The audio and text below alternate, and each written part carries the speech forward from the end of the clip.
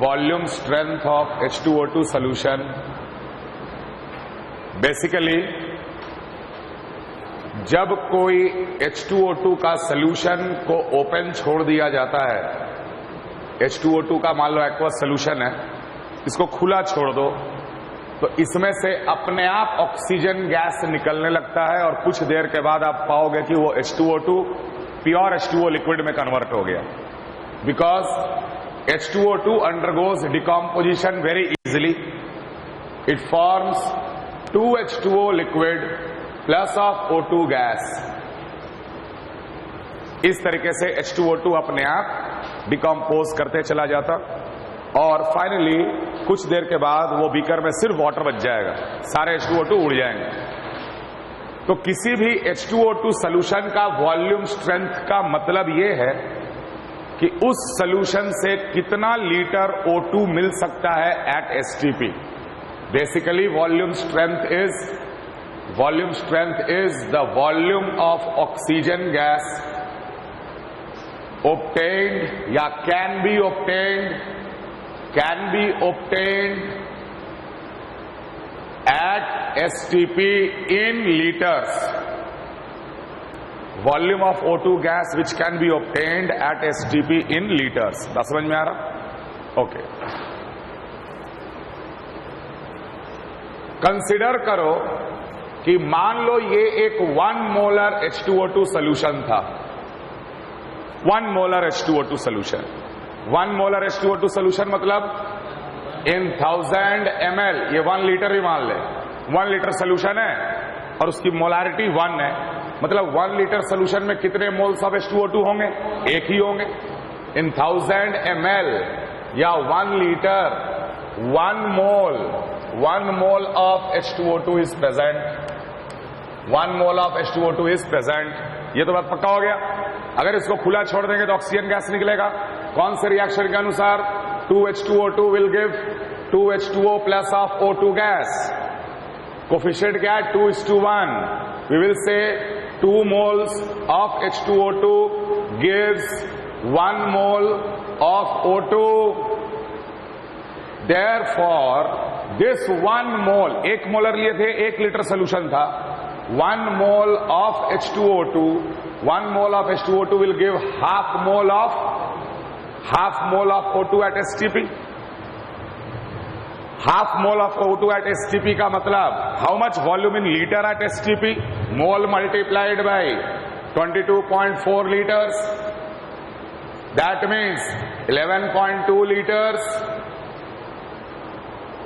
That means 11.2 liters. ये बात समझ में आ रहा? क्लियर है ये? तो जब 1 मोलर सोल्यूशन था तो 11.2 लीटर मिल रहा है। अगर ये X मोलर सोल्यूशन होता तो कितना वॉल्यूम निकलता? 11.2 इंटू X। 1 मोल से 11.2 लीटर और X मोल से कितना होगा? 11.2 multiplied by X। Therefore, volume of oxygen collected will be equal to 11.2 multiplied by X। Volume of oxygen को ही वॉल्यूम स्ट्रेंथ बोलते हैं। इसीलिए एक फॉर्मूला बना कि volume strength of H2O2 solution is always equal to 11.2 multiplied by what was X? Molarity 1 litre.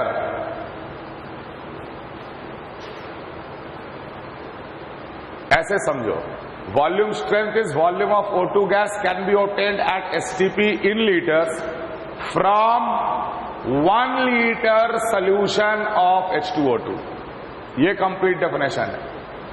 1 litre solution of H2O2 लेंगे ना, उसमें से जितना भी वॉल्यूम ऑफ ऑक्सीजन निकलेगा एट STP उसको वॉल्यूम स्ट्रेंथ बोला जाएगा।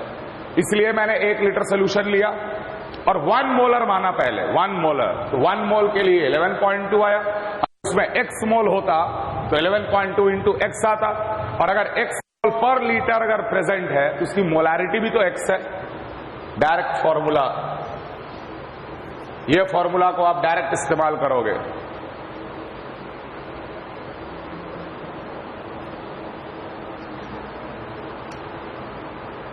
एक सवाल लिखो। A bottle is labeled as, a bottle of H2O2 solution is labeled as, a bottle of H2O2 solution is labeled as, एक bottle of H2O2 solution is labeled as 12V, ऐसे लिखा हुआ रहेगा वॉल्यूम स्ट्रेंथ। 12V लिखा रह सकता है या ऐसे भी लिख सकता है 12 वॉल्स, माने 12 वॉल्यूम स्ट्रेंथ है उसका। A bottle of H2O2 solution is labeled as 12V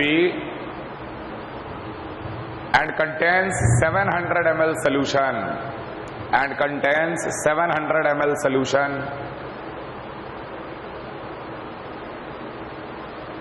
If we mix 300 ml of water in it, if we mix 300 ml of water in it, what will be the strength in gram per liter? What will be the strength in gram per liter?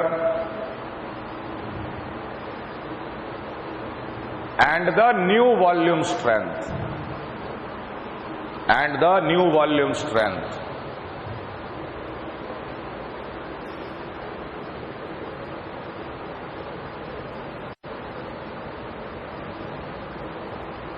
तो volume strength क्या है कि अगर उस H2O2 solution का 1 litre solution लिया जाए तो उसमें से कितना ऑक्सीजन एट एसटीपी, कितना लीटर ऑक्सीजन लिबरेट हो सकता है, दैट इज वॉल्यूम स्ट्रेंथ। और ये सिर्फ H2O2 के लिए ही डिफाइंड होता है, किसी दूसरे के लिए नहीं।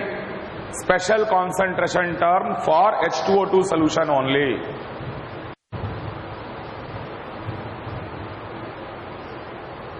तो अभी सवाल दिया है कि ये 700 ml सोल्यूशन था और लेबल्ड था 12V। अगर इसमें हम लोग 300 ml अगर वाटर मिला दें, then what will be the new volume strength and what will be the strength in gram per litre.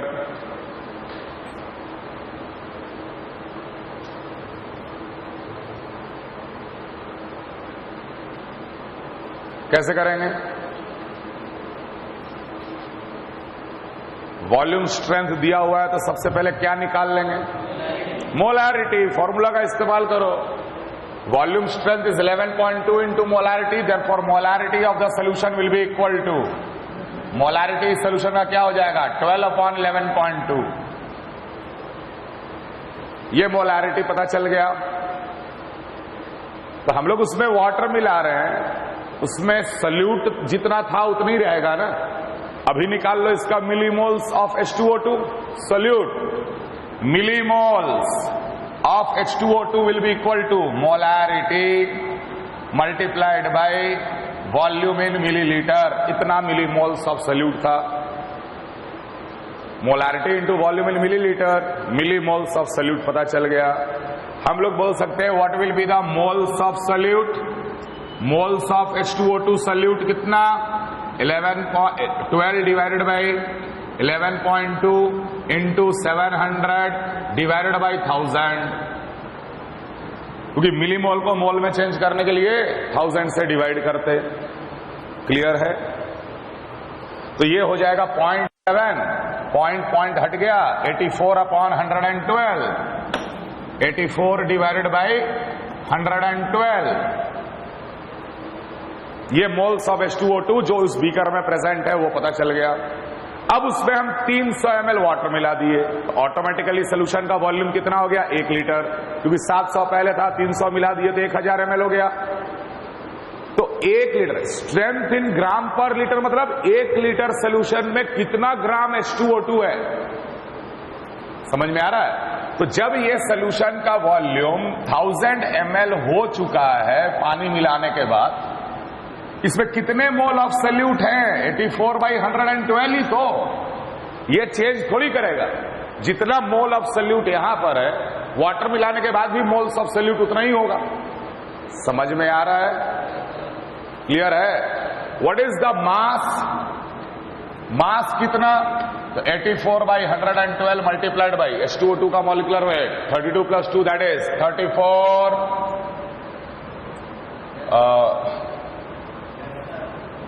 कुछ कट पड़ रहा है क्या? है?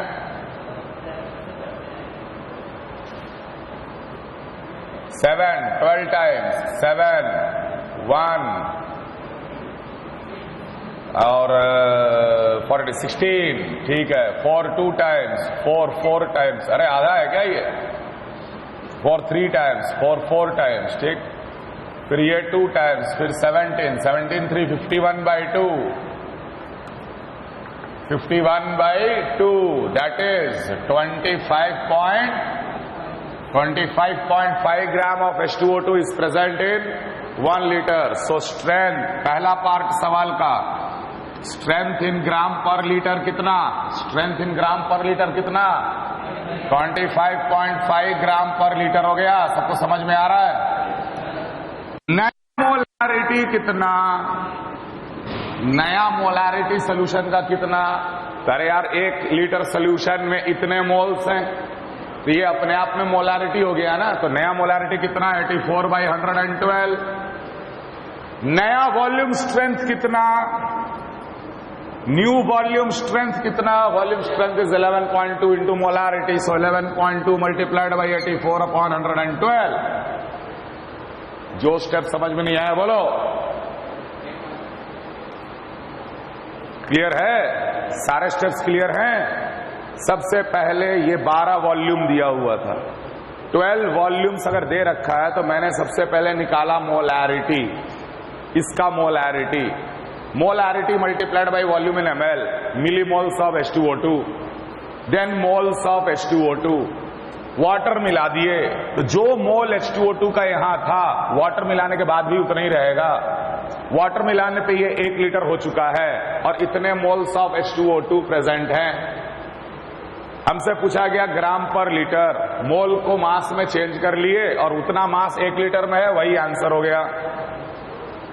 फिर हम निकाले नया मोलारिटी, 1 लीटर सोल्यूशन में कितना मोल है, नया मोलारिटी, फिर नया volume strength.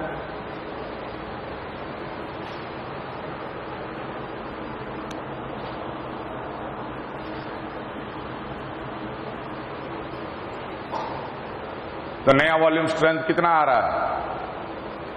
8.4।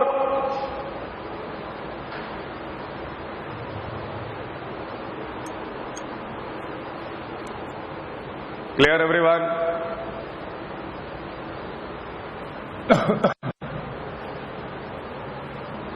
Second special concentration term is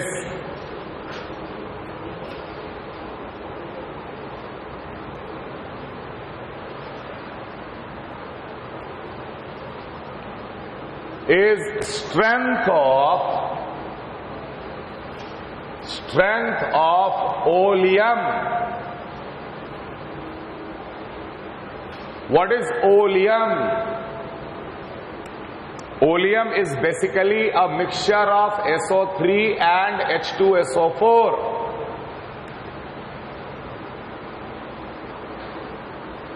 pure H2SO4 के साथ SO3 भी है कुछ, उस मिक्सचर को ओलियम बोला जाता है। समझ में आ रहा है? अगर एक बॉटल में ओलियम स्टोर्ड है, अगर इस बॉटल में ओलियम स्टोर्ड है तो इसमें SO3 प्लस H2SO4 दोनों मौजूद हैं और ओलियम का परसेंट स्ट्रेंथ यहां पर लेबल्ड रहेगा। उसी चीज के बारे में हम लोग जानकारी ले रहे हैं। स्ट्रेंथ ऑफ ओलियम हम लोग कैसे डिफाइन करते हैं? Now strength of oleum is always greater than 100। पहला बात, strength of oleum is always greater than 100। Okay, let the strength of oleum labeled, let the strength of oleum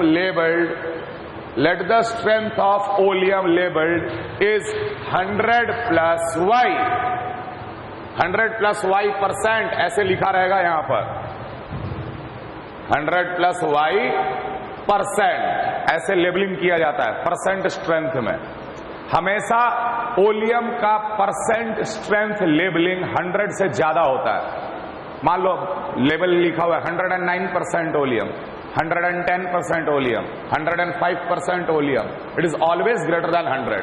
तो हम उसको इन जनरल क्या बोल दिए, 100 + y%, ऐसे लेबलिंग किया हुआ है। What we understand by it, इसका ये मतलब होता है बेटा, बिल्कुल क्लियरली समझना, इस लेबलिंग का, ओलियम का इस लेबलिंग का ये मतलब होता है कि if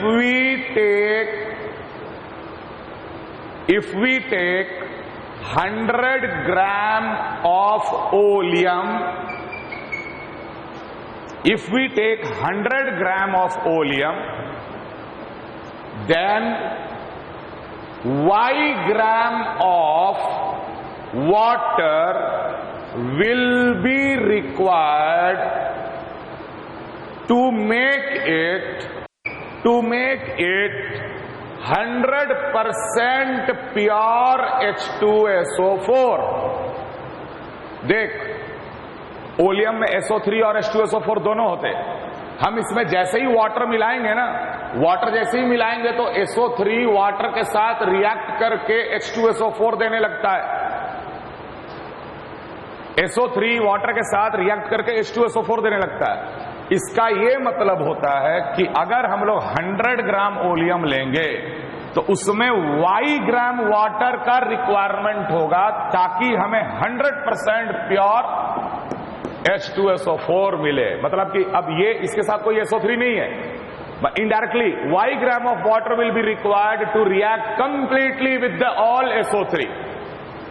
y gram of water will be required to react completely with all SO3 to give us 100% pure H2SO4। तो ये H2SO4 जो मिलेगा उसका मास कितना होगा बेटा, मास कितना होगा, 100 + y ग्राम। 100 ग्राम लिए थे, उसमें y ग्राम मिला दिए, तो टोटल मास कितना होगा, हर वक्त 100 + y ग्राम होगा। मतलब कि अब देखो, ये तो y में हम समझा रहे थे, अगर हम एक नंबर लेके समझे तो ऐसे समझना, नंबर लेके समझे, जैसे मान ले कि ये ओलियम है और ये ओलियम पे लेबलिंग किया हुआ है 105%।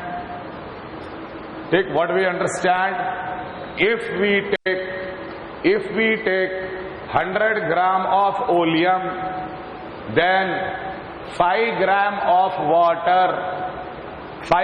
water will be required to give us 105 gram of pure H2SO4 only। समझ में आ रहा है, 105% का मतलब समझ में आया।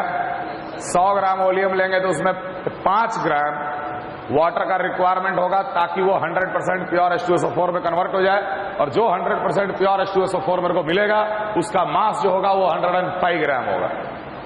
ये मतलब होता है percent labelling of oleum. Clear है?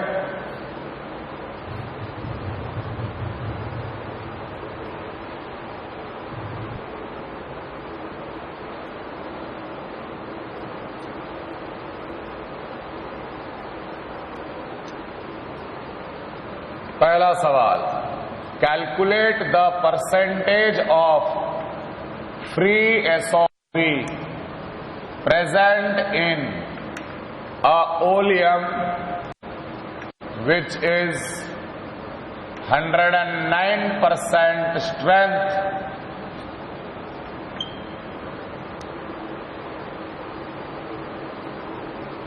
ओलियम तो SO3 + H2SO4 एक साथ मिक्सचर को ओलियम बोला जाता है।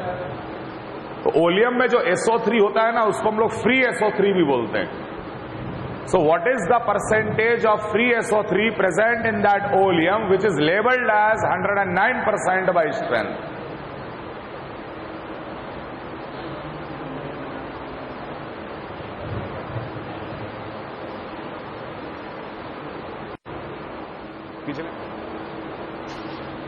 तो देखो, 109% स्ट्रेंथ वाला ओलियम से क्या समझते कि if we take 100 gram oleum, then 9 gram of water will be required to give 109 gram of pure H2SO4.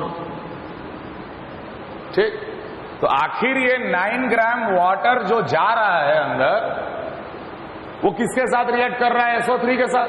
जो फ्री SO3 है उसके साथ रिएक्ट करेगा। SO3 plus H2O gives H2SO4. If 9 gram of water is required, then how much gram of free SO3 was present? 9 gram. Ultimate आदमी, मोल बराबर होगा ना दोनों का, कि मास बराबर कर देंगे? ये बैलेंस्ड है already, 1:1:1. Okay, 1 mole will react with 1 मोल.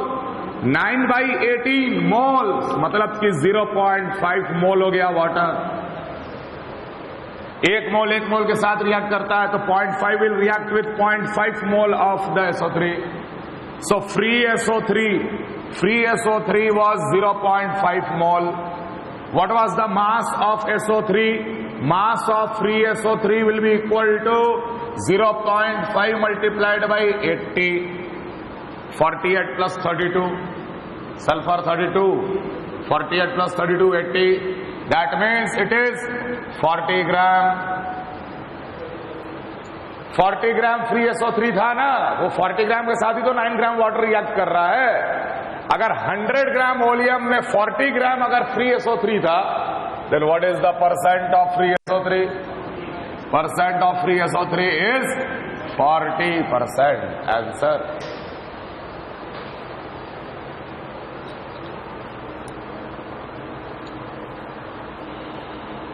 समझो. अगला सवाल, oleum of 109% strength is taken. Oleum of 109% strength is taken, and we add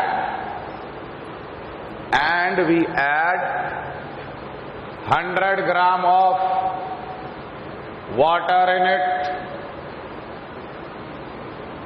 What will be the molality?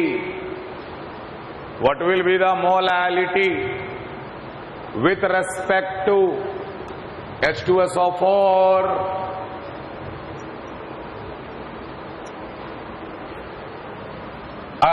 ऐसे 100 ग्राम ऑफ ओलियम ऑफ 109%, 100 ग्राम लिया गया.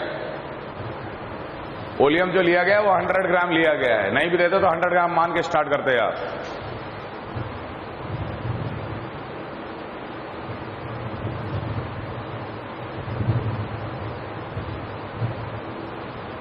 तो अब हमने क्या कर दिया, इसमें जितने की रिक्वायरमेंट थी उससे हम ज्यादा उसमें वाटर डिसॉल्व.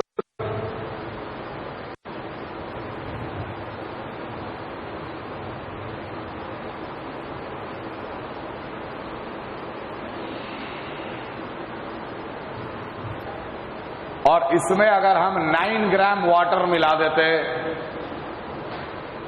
तो हमें 109 ग्राम प्योर H2SO4 मिल जाता.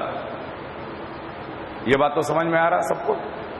तो जो हम 100 ग्राम वाटर मिलाए हैं उसका 9 ग्राम तो ये काम करने में इस्तेमाल हो गया है कि नहीं? So left water will be 91 ग्राम. अब जो मेरे पास सोल्यूशन या मिक्सचर है उसमें 109 ग्राम H2SO4 है और साथ में 91 ग्राम वाटर है.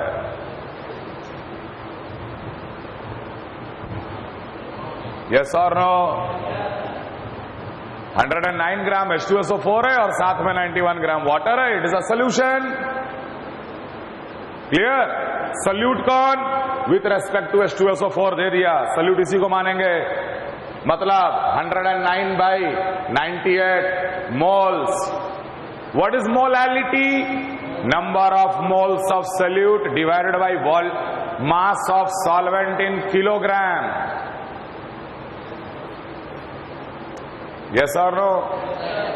So molality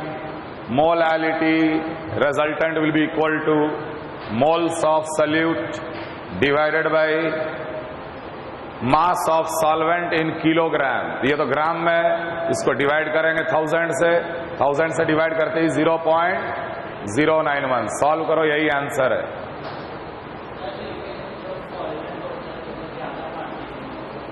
अगर यहां सल्यूट और सॉल्वेंट लिख दिया सवाल में कि किसको मानो किसको नहीं मानो, तो हम उसी के हिसाब से निकालेंगे.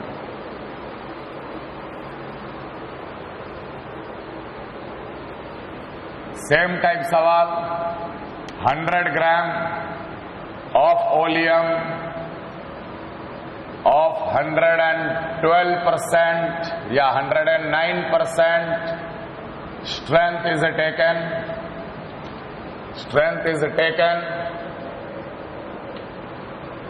If we add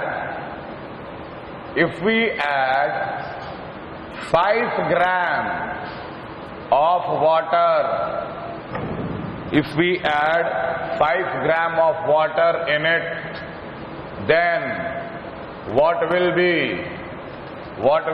the new percent labeling?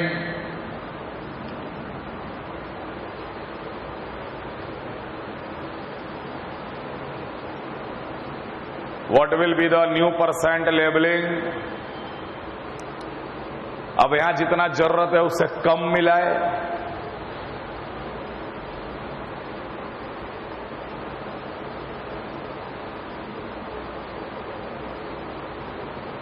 कितना? 123. 100 ग्राम ओलियम लिए,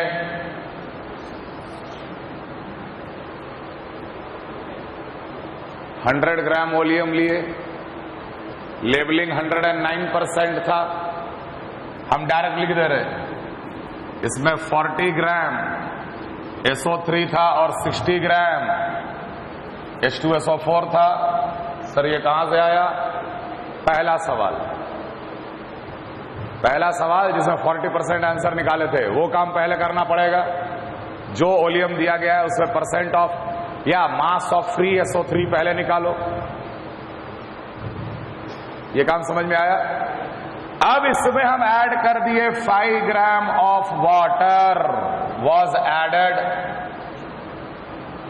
5 gram of water was added. Water will react with SO3. Okay, SO3 plus H2O will form H2SO4. We have taken 5 gram. 5 gram implies 5/18 moles. ये 5/18 moles इसके 5/18 moles के साथ react कर जाएगा और यहां पे 5/18 moles बन भी जाएगा. समझ में आ रहा? ये वाटर गया, खत्म. इतने के साथ रिएक्ट किया और इतना H2SO4 बन गया. कितना H2SO4 बना? 5/18 multiplied by 98. समझ में आ रहा? कितना SO3 रिएक्ट हुआ? 5/18 multiplied by 80. Okay, SO3 left will be equal to 40 minus 5/18 into 80. ये तो मास रिएक्टेड था ना, 40 ग्राम था टोटल. 40 में से इतना रिएक्ट कर गया तो इतना ही बचेगा ना. And total H2SO4 will be equal to, अब H2SO4 टोटल कितना हो गया? पहले से 60 ग्राम था और अभी कुछ और बना भी है, तो it will become 60 plus 5/18 into 98. अब ये हो गया नया oleum, new oleum, which is again a mixture of SO3 and H2SO4. अब इसका निकालो परसेंट स्ट्रेंथ, परसेंट लेवलिंग. हम वैल्यू दे रहे हैं. Value is 5/18 into 80, 22.22 minus 40. यहां पर SO3 लेफ्ट विल बी 17.78 ग्राम और total SO3 5 into 98 divided by 18, 27.22 plus 60, 87.22 ग्राम.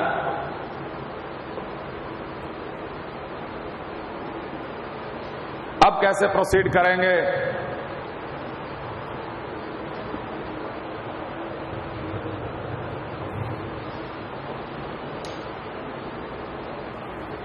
ये क्या किए समझ में आया? यहां तक समझ में आया सबको?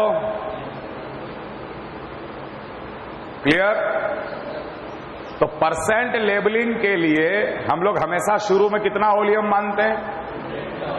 तो जो भी मास आया है दोनों का, अगर हम इसी वॉल्यूम का 100 ग्राम लेंगे तो कितना इंडिविजुअली मास होगा?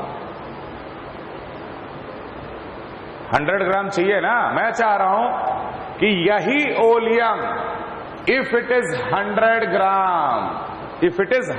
gram taken, then how much SO3 it will have and how much H2SO4 it will have?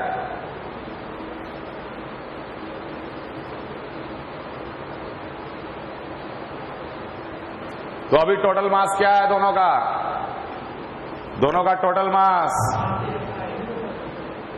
Total mass 87.22 plus 17.78, 105 ही आया ना.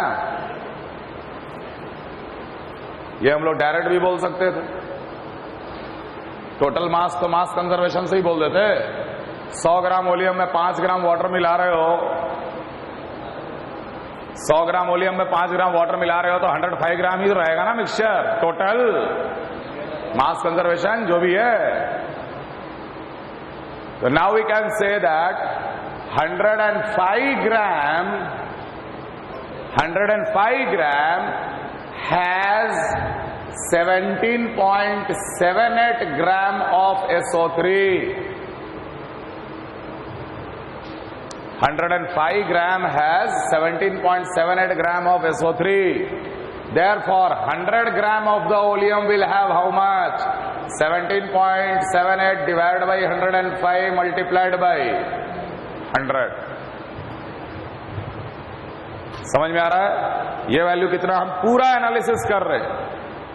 ये वैल्यू कितना आएगा? 1778 divided by 105, 16.93.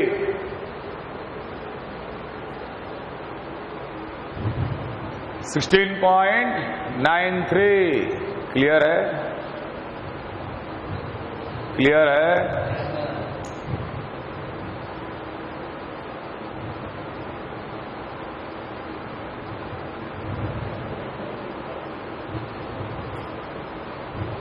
And obviously 83.0607 हो गया H2SO4.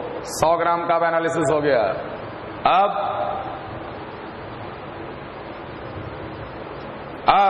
अभी भी परसेंट लेवलिंग नहीं निकला. अब यहां से हम लोग निकालेंगे कि कितना मास ऑफ वाटर का रिक्वायरमेंट है. कितना मास ऑफ वाटर का रिक्वायरमेंट है? SO3 plus H2O react to form H2SO4. So SO3 is 16.93 gram divided by 80 is the moles. इतने मोल को इतना ही मोल वाटर चाहिए. तो 16.93 by 80 moles of water. So mass of water required will be 16.93 by 80 multiplied by 18. Clear? Then 16.93 divided by 80 multiplied by 18, that is 3.81 gram. 3.81 gram.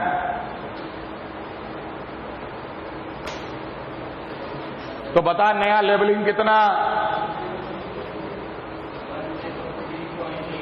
नया labelling कितना?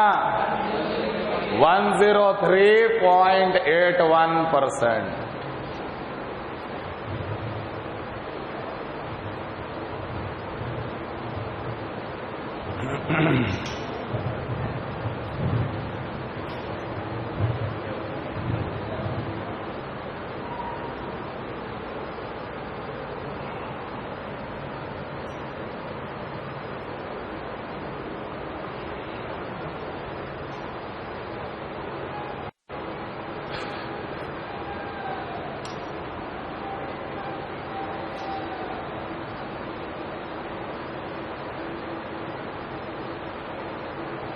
इसका एक shortcut भी है, थोड़ा सा सोचना, अपना दिमाग लगाओ, थोड़ा मास कंजर्वेशन का दिमाग लगाओ और शॉर्टकट से आंसर बताना है। यह हम अगले क्लास में बताएंगे। थोड़ा खुद सोचो तो तुमको खुद समझ में आएगा।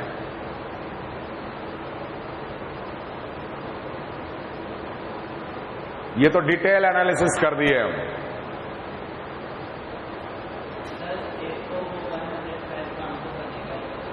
क्या 105 ग्राम?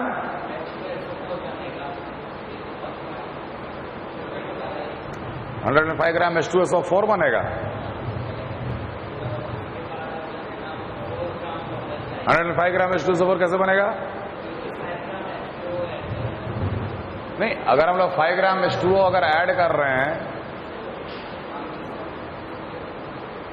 सोचना, जरा सोचना, आराम से सोचना। आगे लिखो, percentage of available Cl2, percentage of available Cl2, percentage of available Cl2 is defined for bleaching powder.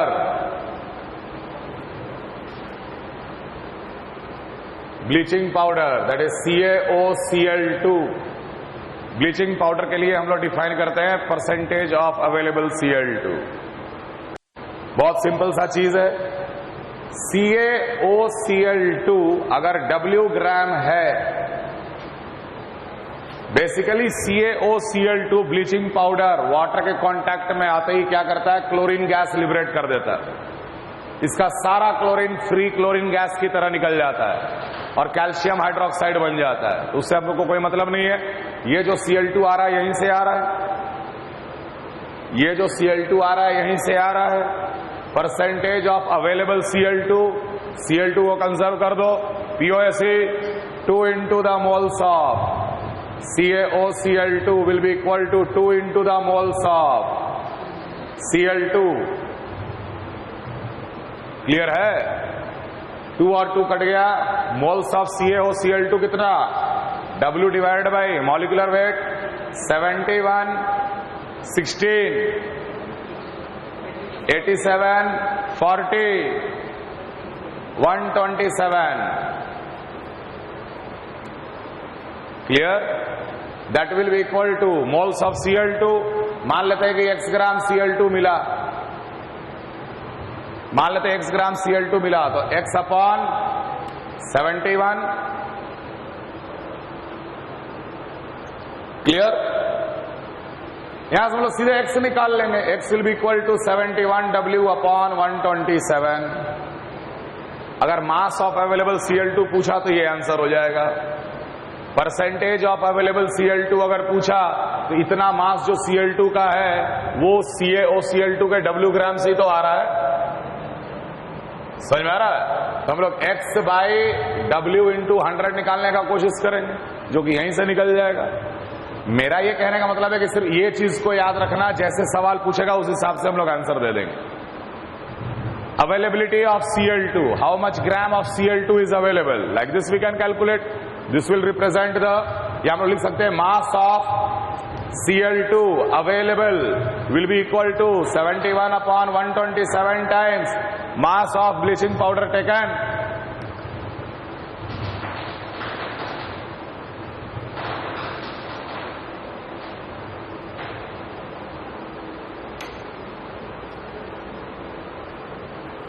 Similarly, available free oxygen. Available free oxygen. It is defined for MnO2. Availability of free oxygen. MnO2. MnO2 को treat कर दो acid के साथ, oxygen gas liberate हो जाता. यहां पर भी सीधे से बोलेंगे 2 into the moles of MnO2 will be equal to 2 into the moles of oxygen gas. 2 cut गया. Moles of MnO2, mass of MnO2 divided by molecular weight. Mn का 55 और 32 into 2 32 plus 55 87 that will be equal to 2 into 2 cut गया है. Mass of O2 divided by 32. Therefore mass of O2 क्या आ जाएगा? Mass of O2 आ जाएगा 32 upon 87 multiplied by mass of MnO2 taken. This will represent the mass of available oxygen. The mass of available chlorine is defined for bleaching powder. Mass of available oxygen is defined for MnO2. MnO2 manganese dioxide. Mole concept के हम लोग अगले topic में जाएंगे. ये direct याद रखना है, इसके ऊपर कोई सवाल नहीं. जैसे सवाल में मान लो MnO2 इन्वॉल्व है, आपको MnO2 का मास पता चल गया, लास्ट में एक पार्ट और ऐड कर देगा. What will be the availability of oxygen, what will be the mass of available oxygen, ऐसे यहां से निकाल देंगे. यूडियोमेट्री.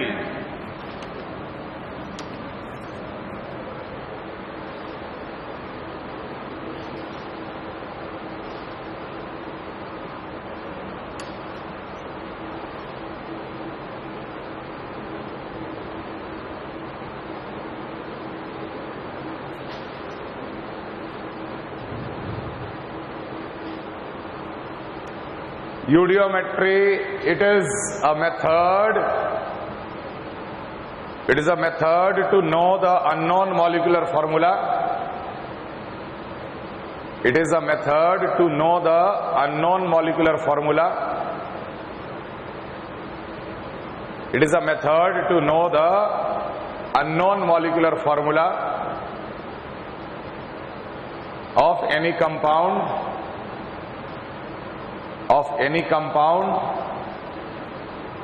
Generally the compound taken is organic compound. Generally the compound taken is organic compound. Generally the compound taken is organic compound.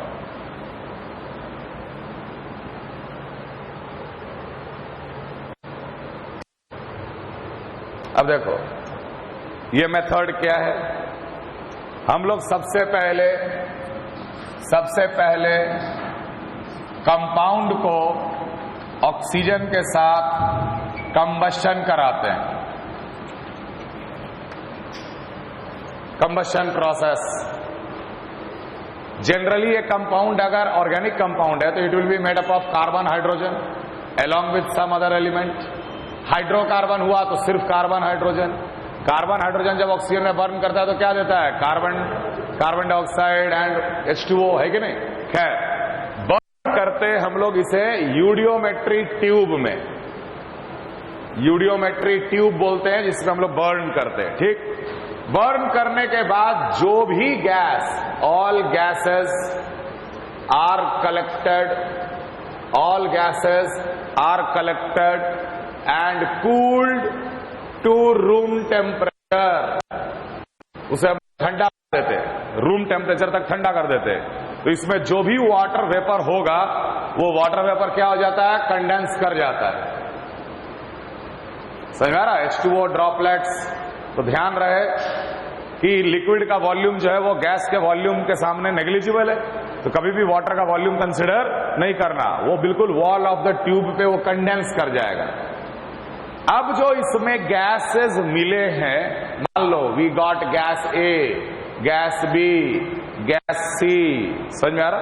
खैर, ये जो ठंडा करने के बाद जो ये गैस का मिक्सचर मिला उसका हम लोग वॉल्यूम नोट कर लेते हैं। That is, suppose it is V1 ml total.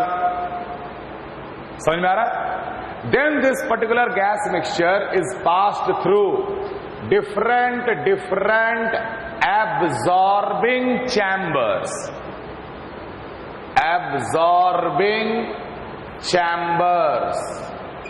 Absorbing chambers मतलब इसके अंदर कोई एक ऐसा पर्टिकुलर चीज होगा जो सिर्फ कोई एक गैस को ऑब्जर्व करता होगा।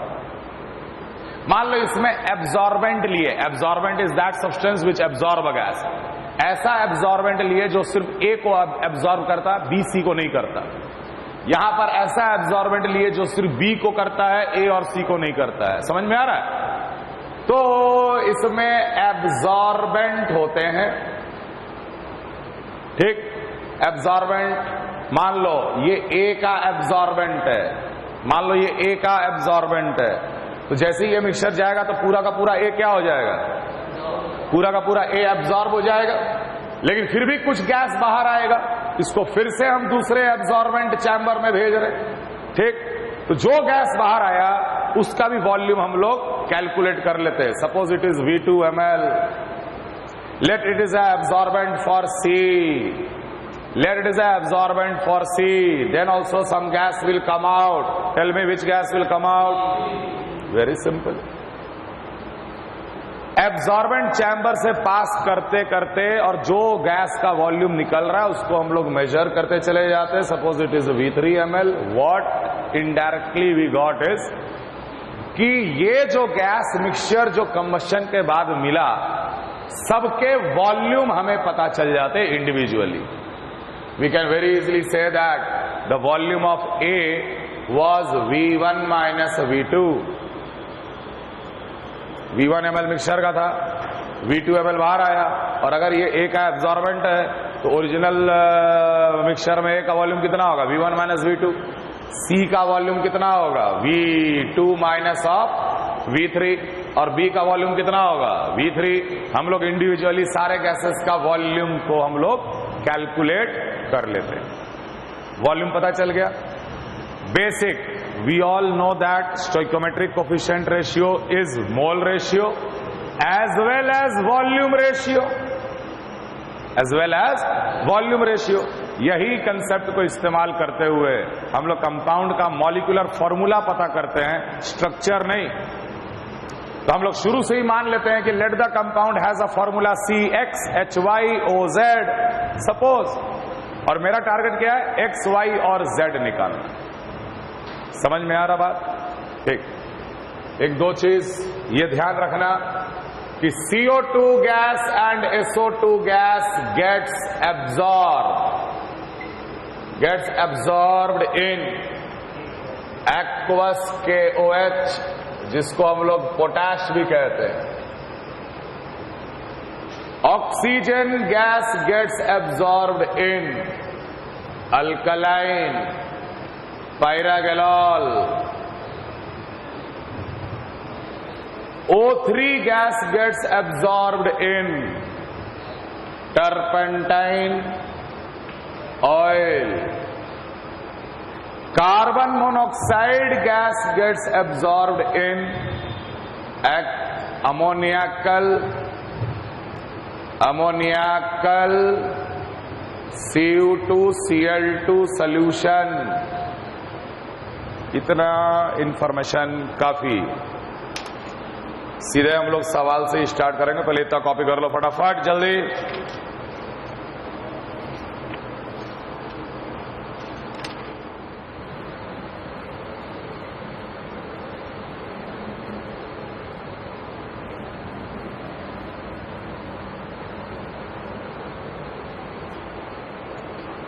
देखिए, इस टॉपिक में भी हम लोग भले वॉल्यूम का हमारे पास डेटा होता है, लेकिन तब भी हम लोग पीओएसी लगाकर प्रॉब्लम को सॉल्व कर देते हैं। कैसे? एक एग्जांपल देख। मान ले तुमसे हम एक सवाल पूछे कि what volume of O2 gas will be required to completely react with say 18.2 liter of propane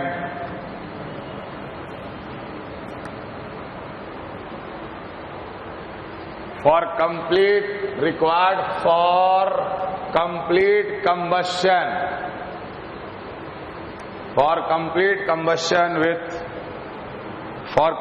combustion with 18.2 liter of propane gas। तो ध्यान रखना, कार्बन ऑलवेज कहां जाएगा? कार्बन डाइऑक्साइड में। हम लोग ऑक्सीजन हमेशा एक्सेस में लेते हैं। अपने मन से प्रोडक्ट में कार्बन मोनोऑक्साइड मत लिखना। Carbon always to carbon dioxide.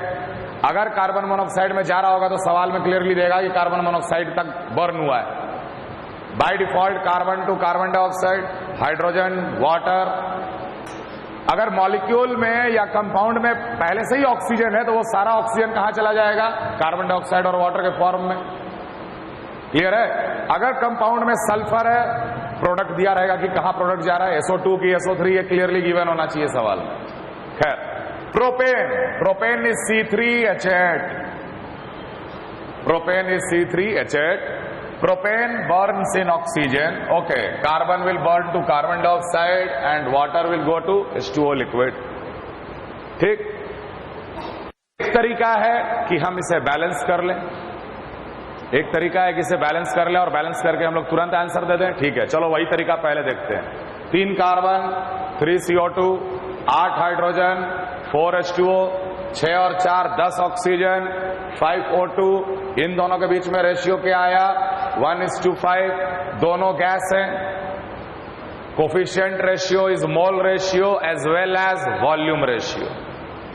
So we have taken 18.2 liter. How many liter of oxygen will be required? We know that 1 liter will require 5 liter. 1 mole will require 5 mole. 1 liter 5 liter. तो 18.2 मतलब 18.2 into 5, that is 91 liter. Answer. ये तो बहुत simple सा method है, लेकिन यूडियोमेट्री में हमेशा बैलेंसिंग डिफिकल्ट होता है, क्योंकि यूडियोमेट्री में आप लिखते हो CXHYOZ प्लस ऑक्सीजन, अब इधर किए CO2 प्लस वाटर, बोले बैलेंस कर। हो गया बैलेंसिंग? तो अब देखो एक मिनट। यही आंसर बिना बैलेंस किए हम दे रहे। Since mole ratio is equal to volume ratio, yes और नो? जैसे आपने भी जस्ट कोफिशिएंट देख के बोला कि 1 लीटर इसके 5 लीटर के साथ रिएक्ट करेगा, तो ये 1 और 5 को हम लीटर का यूनिट भी दे सकते हैं और मोल का भी यूनिट दे सकते हैं। दोनों करेक्ट है। 1 मोल 5 मोल के साथ रिएक्ट करेगा या 1 लीटर 5 लीटर के साथ रिएक्ट करेगा, दोनों करेक्ट है ना? सिंपल सा लॉजिक समझ। अगर ये 18.2 लीटर था तो हमें क्या मतलब है? हमें यूनिट से मतलब नहीं है, इस नंबर से मतलब है। मैं कंसिडर कर लूंगा लेट 18.2 मोल्स। ये वॉल्यूम को मैंने मोल मान लिया, पीओएसी लगा के मैंने इसका मोल निकाला और मोल वर्ड हटा के लीटर लगा दिया, है कि नहीं? सिंपल सा चीज। मतलब हम लोग वॉल्यूम डेटा के साथ भी पीओएसी लगा सकते हैं। अगर हम 18.2 लीटर को 18. हालांकि ये दोनों बराबर नहीं है। 18.2 litre is not equal to 18.2 mole. यहां पे जो भी वॉल्यूम दिया था उसका नंबर को मैंने मोल मान लिया, क्योंकि नंबर से तो मतलब है और रेशियो का इस्तेमाल करना है। अब हम इसमें पीओएसी लगाए। पीओएसी कैसे लगाएंगे? देखो, कार्बन पे 3 into the moles of C3H8 will be equal to 1 into the moles of CO2. Hydrogen पे 8 into the moles of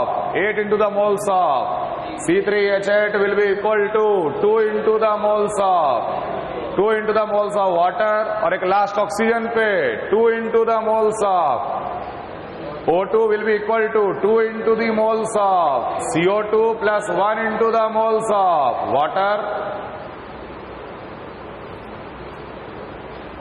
यहां पे हम लोग 2 into the moles है, ये और ये 4 times कटा.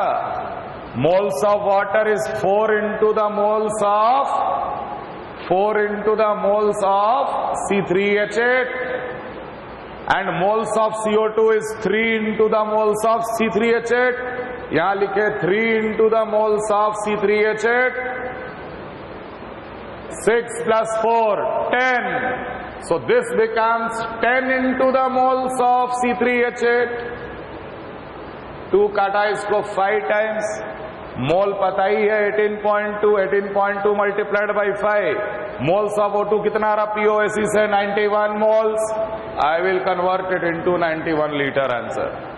लॉजिक को समझ. हालांकि ये डिफिकल्ट करना है यहां, इसको तो एक लाइन में हम लोग तुरंत सॉल्व कर सकते थे, लेकिन हम ये समझाना चाह रहे हैं कि भले ही वॉल्यूम डेटा दिया है उसको हम मोल डेटा मान लेते हैं.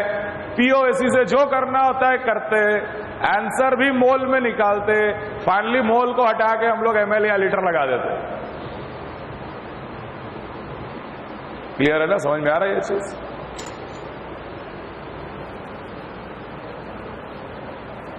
चलो इसके ऊपर सवाल तो हम लोग अगली क्लास में करेंगे, लेकिन ओलियम में एक चीज मिस हो गया, वो देख लो. Maximum percentage labelling and minimum percentage labelling. जैसे मान लो SO3 और H2SO4 के मिक्सचर को हम लोग ओलियम कहते हैं, ठीक? तो मैक्सिमम और मिनिमम सिर्फ SO3 होगा. सिर्फ SO3 अगर होगा तो हम लोग को मैक्सिमम लेबलिंग मिलेगा.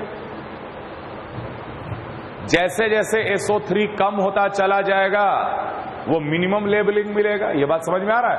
क्योंकि 109 में 9 is that figure, 9 is that gram of water which will react with the SO3 to give 109 gram of H2SO4. समझ में आ रहा है?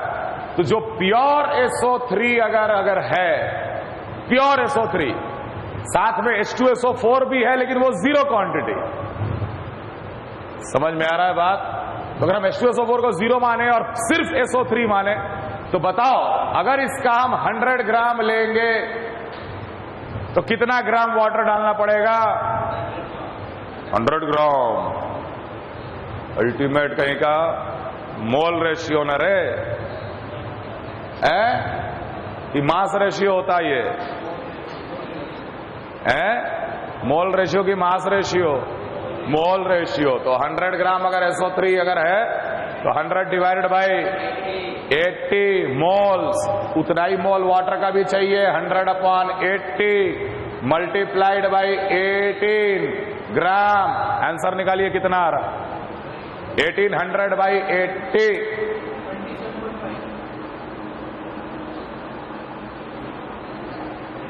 1800 डिवाइडेड बाई 80, 22.5. विश्वास ही नहीं है तुम लोग के ऊपर. 22.5 ग्राम. सो I will say 100 gram of this mixture which does not have H2SO4 will require 22.5 gram of water to give us 122.5 gram of pure H2SO4. तो मैक्सिमम लेबलिंग वॉल्यूम का कितना हो सकता? 122.5%. इससे ज्यादा हो ही नहीं सकता है. इससे ज्यादा हो ही नहीं सकता. अब मिनिमम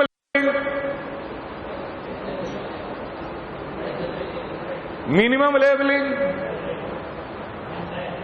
मिनिमम लेवलिंग के लिए हम सिर्फ H2SO4 मानेंगे प्योर। अब यहां पे SO3 नहीं है, तो 100 gram of it will require 0 gram of water to give us 100 gram of the pure H2SO4. So minimum leveling will be 100% मतलब pure H2SO4 और 122.5 मतलब कि it will be pure SO3। और ओलियम का जो मिक्सचर है उसका परसेंट लेवलिंग हमेशा 100 और 122.5 के बीच में ही होता है। क्लियर है चीज? कॉपी करो, will continue in the next class.